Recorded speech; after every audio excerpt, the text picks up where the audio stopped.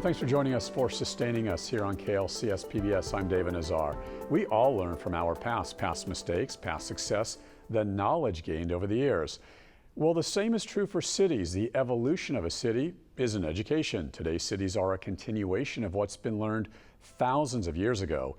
Ancient cities presented opportunities that modern cities have copied, things like government, intricate administrative systems, unique architecture, art styles, even the management of dense population hubs. Consequently, ancient cities also had many of the same challenges of today's cities, especially cities connected to water. So exactly what have scientists, anthropologists, and archaeologists learned from ancient cities? Well, we're about to find out.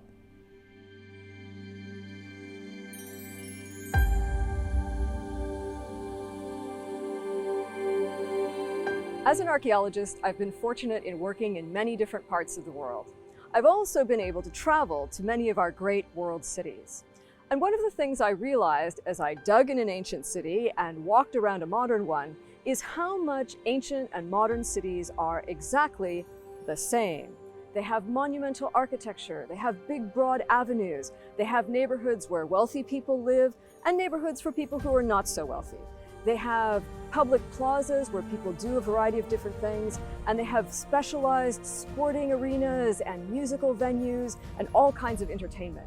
And so that became my question. Why is it that cities, both past and present, look so similar? This is Dr. Monica Smith. Dr. Smith is a professor in the Department of Anthropology at UCLA. She is the director of the South Asian Archaeology Laboratory at the Kotsin Institute of Archaeology, and she's a professor at the Institute of the Environment and Sustainability at UCLA. Smith has spent much of her career digging into the world of ancient cities and their relation to cities all throughout the U.S. and the world today. Her archaeological field experience includes work in India, Egypt, Italy, Madagascar, Bangladesh, Tunisia, England, and the American Southwest. And as she spanned the globe over the years, she has also authored several books, including her most recent work, Cities, the First 6,000 Years.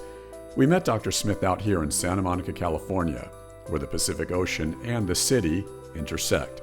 Santa Monica is a good example of the land-water interface, much like many ancient cities thousands of years ago. This convergence allows scientists like Monica Smith and her research colleagues to study today's city water landscape that goes back to the very beginnings of cities. Because, as Smith explains, sustainability was even an issue back then. Like Santa Monica, many cities past and present are situated where the land-water connect. Take ancient Cairo, Athens, Rome, or Venice, for example. These ancient cities with their storied past were all interconnected with rivers, lakes, or the sea. And these cities of yesteryear were much like today's coastal port cities, everywhere from Los Angeles and Seattle on the West Coast to Miami and New York on the East Coast, to Corpus Christi and Houston on the Gulf Coast.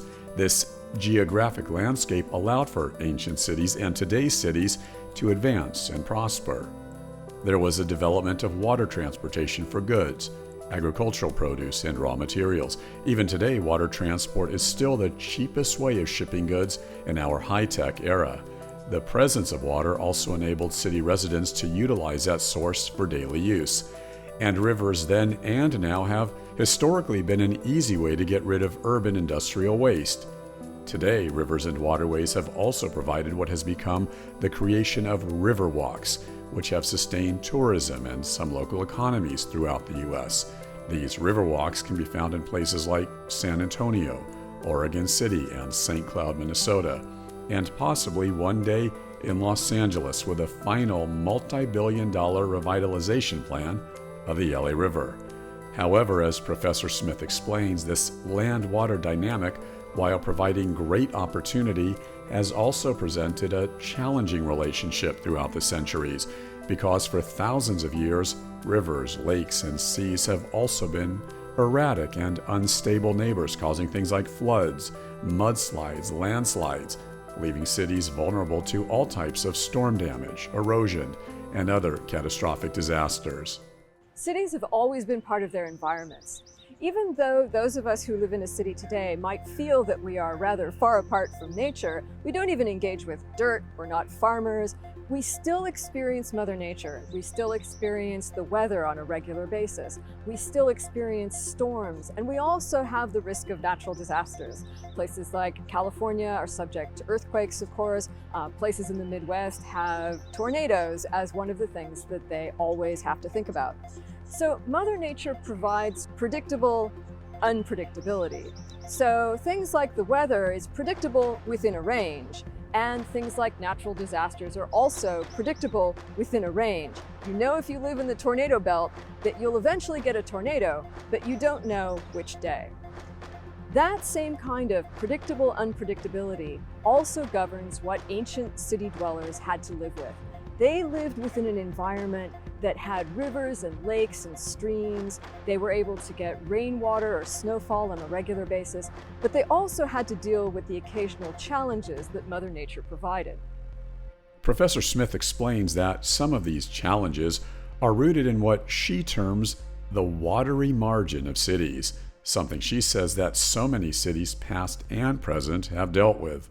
We can think about cities as being engaged with water in a whole variety of ways. In fact, most cities, both ancient and modern, are in places where they are touching the water, because rivers and lakes and shorelines have been wonderful places for people to live and have easy access to water for industry and commerce.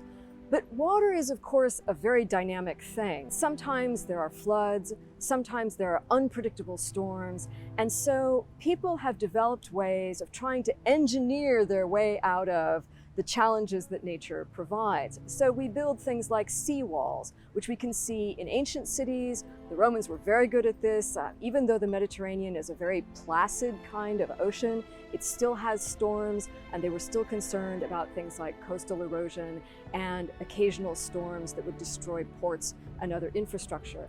We also know that people are engaging with canalization. They're trying to channel the water even as it comes into an urban environment. So there's always this desire to modify the built environment and to make nature behave. But we know, of course, that nature doesn't always behave. So we have to be prepared for that too. Because nature is unpredictable, we know that one season varies from another, and we have that experience in the course of our lifetimes. Some years it rains a lot, some years it doesn't rain so much. What we see over the course of time is that ancient leaders were particularly interested in using infrastructure to be able to even out those time periods of abundance and lack in the natural environment. So people created canals and reservoirs, they created cisterns and wells. For example, if you think about great ancient cities in Mexico, like Chichen Itza, there were places called cenotes, which were places of collecting water during the rainy season to serve over times of drought. So the idea of collecting and saving water is something that has been part of ancient urban life for a very long time. Sometimes the engineering expertise comes along with architectural expertise to produce very beautiful landscape modifications like the aqueduct. And the Romans built more than 1,000 aqueducts all around the Mediterranean, in places like France and Spain, in Jordan and Syria and Tunisia. And those aqueducts would sometimes go for tens of miles to carry water in a gentle gradient from the mountains into the heart of cities, where they would supply fountains and drinking water, and also a lot of water for industrial purposes like glass making and other forms of crafts. Dr. Smith says many of the infrastructure examples from our ancient world are evident in today's world cities, everywhere from Los Angeles to London, New York to New Delhi. And as Smith explains, people often identify ancient cities with places like Jerusalem or Babylon, Rome or Athens. However, Smith says ancient cities like Mesopotamia, even ancient cities of China, also set a blueprint for today's cities, a blueprint for opportunity. Even when cities had an abundance of water, people still wanted more. One great case study is the ancient city of Chang'an, which is close to the modern city of Xi'an in China. And Chang'an was famous in ancient times, 2,000 years ago, for being a place where 8 river bodies met. And still, the city founders and those who were managing the water supplies of Chang'an put in a reservoir. The same thing is true in cities all over the world, that even if there is a river or a lake, people are always interested in having more water bodies. So for example, in Iowa City, you've got 3 reservoirs in addition to the river. In many parts of the United States, you have cities that also depend on wells and reservoirs and rivers and canals. Canals were one of the ancient world's multiple-use pieces of infrastructure. Today, we mostly think about canals as something that is part of an older way of life. But canals used to be the most important kind of transit and the most important kind of waterways. So in ancient Mesopotamia, you saw canals lead off from the river into the heart of Mesopotamian cities. In places all around the world, you also saw canals becoming a supplement for the waterways like ports. So even in modern Tokyo, for example, people are still moving goods around by canal, even though we have highways and railroads and many other forms of transportation. Because so many cities were located on the margins of rivers, they also used those rivers to connect to others. So if you look at cities in the United States today, for example, you might be surprised to look at the Missouri River or the Mississippi River as a connector between places that you didn't necessarily thought were connected. One of the ways that cities are linked together is not only by roads, but also by waterways, including natural rivers. Here in the United States, we have the Missouri River that goes all the way from Great Falls, Montana, through Bismarck, North Dakota, all the way down to St. Louis, through Omaha, Nebraska. That is a connectivity that means that the drops of water that fall in the western United States come right into the heartland of America. From St. Louis, then, the Mississippi joins up and goes through Natchez and Baton Rouge down to New Orleans, another great port in which the water of the land meets the water of the sea. The same thing is true in ancient cities, where you've got multiple cities that line up along a riverbank. So think about the Nile as a connector not only of ancient cities, but as a connector of people and materials that went up to places like the pyramids so that they could be constructed. In India, you've got the Ganges River that links many large population centers. And even in West Africa, ancient cities like Timbuktu, which we think of as being kind of famous desert oases, are actually right next to a river too. We think about places like the Riverwalk in San Antonio, which is a big economic engine in San Antonio. It produces a lot of jobs, entertainment, and tourist draw.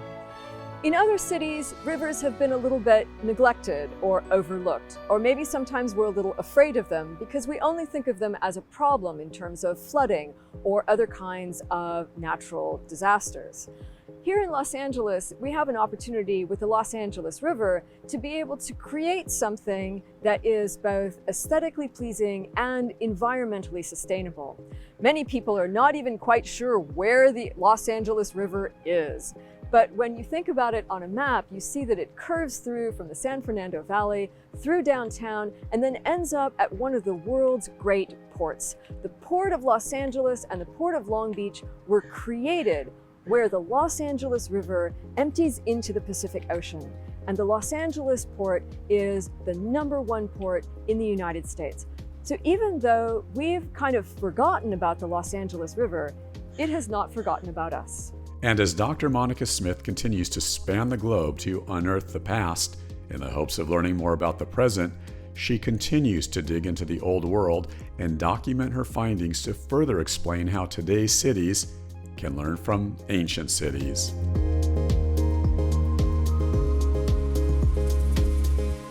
Thank you so much, Monica Smith, for that interview. And joining us now to discuss this further is Dylan Jones, a principal with Gensler Architects in Los Angeles. Dylan is a licensed architect and urban planner with planning and design for both the private and public sector.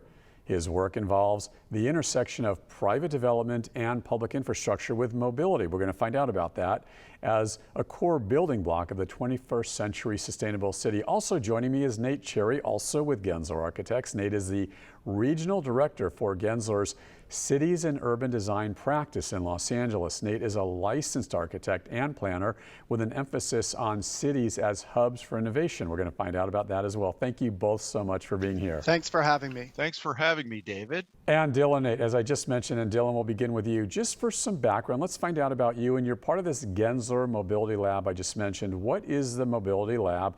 What are you architects involved with? And what are some of the groundbreaking projects you're working on? I know some of it involves the massive plan of LA Metro. So talk about that, Dylan. Yeah, thank you very much. And you're thrilled to be here.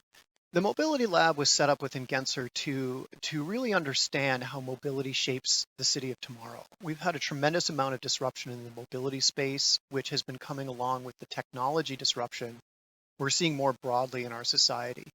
And we care about that because the way in which people move around to experience, to connect with each other and to connect with experience, and the way in which goods and services move around, these things shape the systems of mobility, which in turn shapes kind of the places we inhabit, the spaces we inhabit, our cities, our streets, our blocks, our architecture. So we've kind of dove in and take a look at that. How are these transformations taking place, and how can we help our communities and our clients think about leveraging and piecing together these new emerging systems to better help their community members connect to the experiences they want to connect with, whether it's living, working, learning, or playing.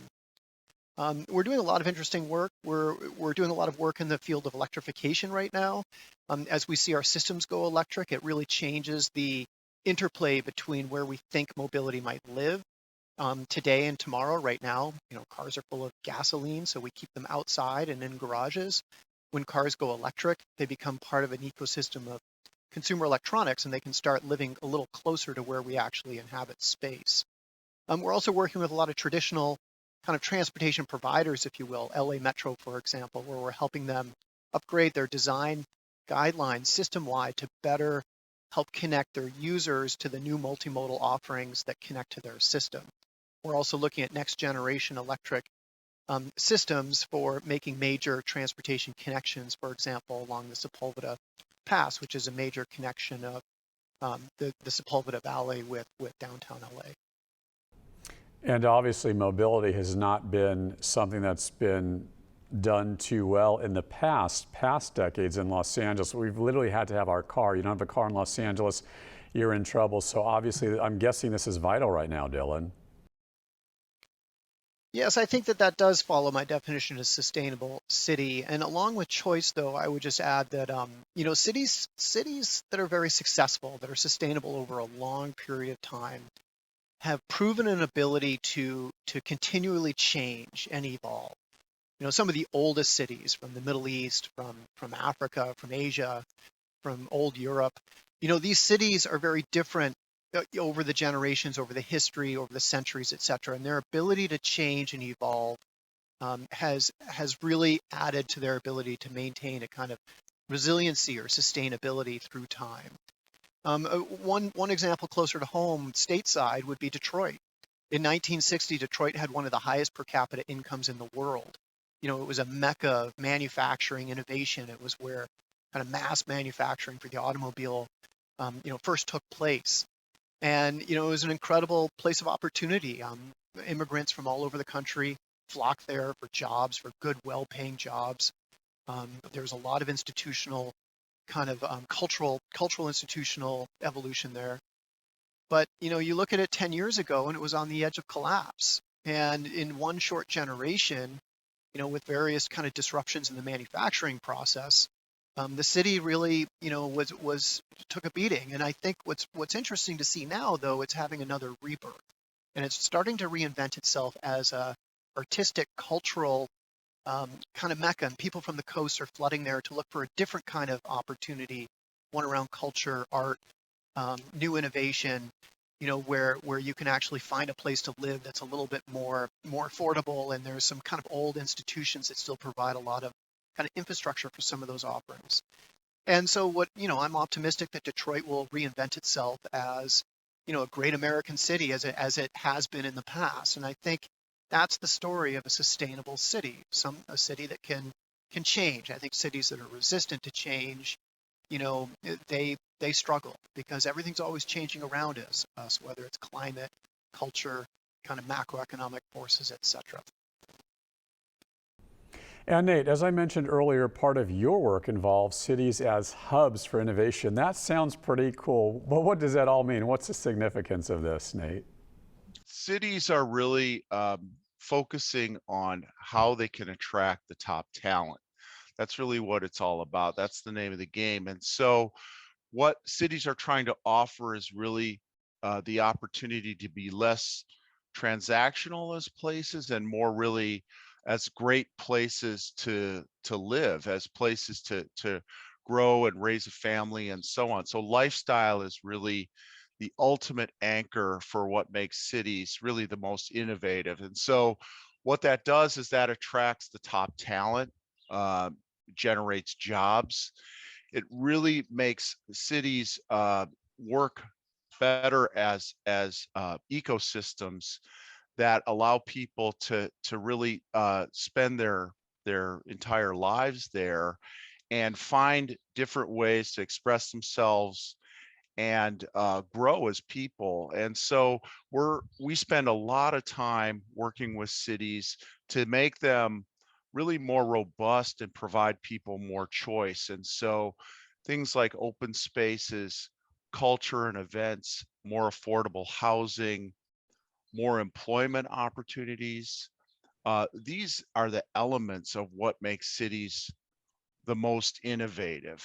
And so in North America, we have a lot of work to do. You know, cities really were designed in North America as places of transaction and not necessarily, especially central business districts, as places to live. And so we're learning from some of the great models around the world in terms of how to make the central core of cities in North America more interesting places to be, and it's just a much more efficient and effective way to live. And so that's what the most innovative cities in North America are really focusing on right now is making them more robust, complex, and provide more choice for people to live and work. With that said, Nate, what is your definition of a sustainable city? We hear the word sustainable all the time. Oftentimes it can be overused, but what is a sustainable city today? One of the interesting things about cities that's kind of a contradiction to your question is cities are competitive places. They're really how regions compete.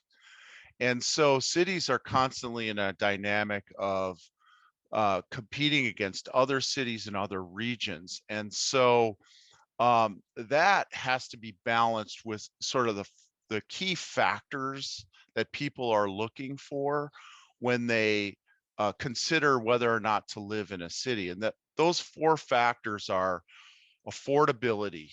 Does the city have affordable choices for me to live? Affordable housing. The cost of living is within my means. That's the first factor in what makes a city really sustainable. The second is economic opportunity. Are there jobs? Are there places where I can invest in my family, in my career, that provide me a leg up, that provide me a competitive advantage? That's the second piece of what makes cities sustainable. The third is safety. I want to be able to live in a city where I feel safe and I can, raise my family and I don't feel like I'm under threat. That's a key factor. And the fourth is convenience. Uh, are things within close distance so that I'm not spending a lot of time searching for goods and services that I need? Recently, there's been a huge movement in making cities what they call regenerative. So cities traditionally have extracted uh, services and energy and so on from its region. And there's increasing interest in making cities be able to generate their own power and create their own green industries. And so they're not as extractive from the natural environment. And that is a new trend, which is another layer, which makes cities more sustainable. But ultimately, those four factors, affordability, opportunity, safety, and convenience, are what really make cities sustainable over time. Dylan, is that your definition also of a sustainable city? Yeah, I mean, you're absolutely right. I mean, a city is so much more than brick and mortar, and it's important to take a step back and think about what do we mean when we use the word city. I think what we're really talking about is a great collection of people, more people, people concentrated in a certain geographic area. And when you have big collections of people, you get a lot of diversity of ideas, a lot of diversity of thought, and you have a tremendous amount of innovation around social infrastructure, social ideals, norms, belief systems, kind of cultural innovations, if you will, not necessarily just technological innovations. And this is really important. This is where different kind of ideas about family and structure and governance and community are tested in a kind of a concentrated area, and sometimes in competing ways and sometimes in conflicting ways. And I think this again is really important. There's a lot of conflict in cities, and that's both good and bad. And it's not, not having a value judgment on it, just being aware that this is happening around us, and it has been happening through time, and it's led to the kind of advancement of civilization more generally. Sometimes at the other end of that conflict, peace is found, and a new kind of understanding and a new way of kind of working together collaboratively. And sometimes conflict, comes with tragedy, and we've seen that in our cities. I mean, the burning of the Great Library of Alexandria and the kind of knowledge that was lost there, cities razed to the ground, or famines, or, warfare, great tragedies, but also, great successes, and great works of art and literature and cultural innovations. I mean, our ability in our cities today to work collaboratively, to live amongst each other with wide diversity of kind of religious beliefs and social understandings and structure, is an incredible testament to our ability to come together in cities and learn how to live together. And I think that's a really important function that cities bring to us more broadly, and why it's important not to lose our faith in their ability to help us as people kind of further develop the civilization, if you will, or the kind of deeper human purpose of coming together and helping each other. So yeah, cities are not just technologically focused. It's not just about brick and mortar. It's really about people. And as designers, we're really focused on people and the experience of their lived lives. And that's where we as Gensler, I think, are very, very interested in this conversation. We super appreciate being a part of it. Thank you. Dylan Jones and Nate Sherry, thank you both so much for a great discussion. Thanks for having me. Thanks for having me, David. And now for more information about our program, just click on klcs.org and then click Contact Us to send us your questions and comments or story ideas so we can hear from you. I'll be sure to get back with you. And be sure to catch our program here on PBS, or catch us on the PBS mobile app for all things sustainable. Thank you so much for joining us for this edition of Sustaining Us here on KLCS PBS. I'm David Nazar.